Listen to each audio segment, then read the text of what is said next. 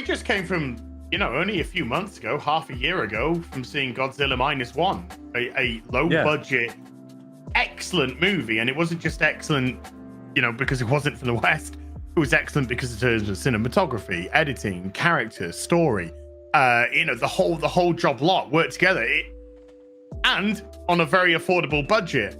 The reasons why a lot of our budgets are out of control in the West, because it's fucking unions, and everything going through there, and it's just killing it. It's just killing budgets. We're getting fucking The Fall Guy with $130 million budget. Why? That's another one. Yeah, the budgets are ballooning, which they did mention. I think that's very much a fair point, because when you make like take any particular franchise that did well on a mid-budget, crank it up to a huge one. When it fails, you're like, oh, I guess that's it for the IP. It's like, it wouldn't have been. You killed it. Yeah. You fucking drowned it in dollars and it's dead. Like, you can't do anything with it. Maybe. Nice. It's like, what, 300 million it's approaching now? 280, 300? The Joker 2? Good God. Well, I assume you know about Mission Impossible 8. Is it approaching 400 million? 400 million. It's dead. It's never going to make that back. You can't make 1.2 billion just to break even. Dude, you're going to have to be a phenomenal film to make 1.2 billion now. You're not going to, it's not 2019 where you can half-ass a fucking movie and crap it out and it'll make 1.2 billion. It's just, we don't live in that world anymore. We don't.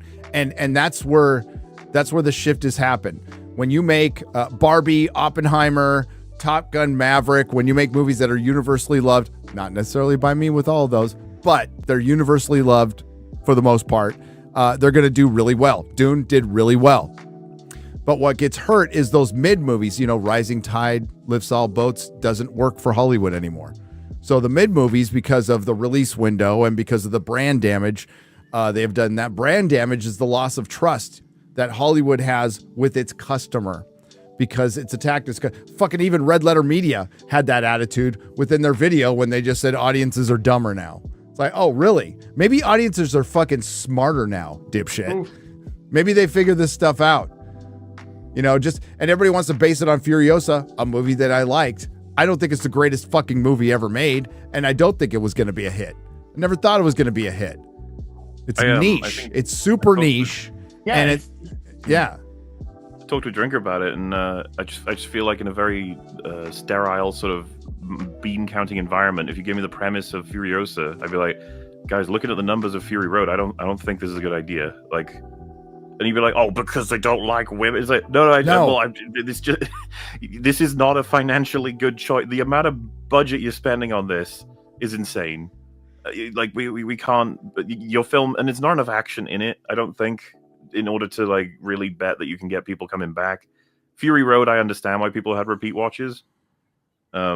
Furiosa needed to be shorter. It did. They needed to be shorter and snappier, man. Like that was paced pretty well, but that first hour is something you got to get through. But it wasn't terrible.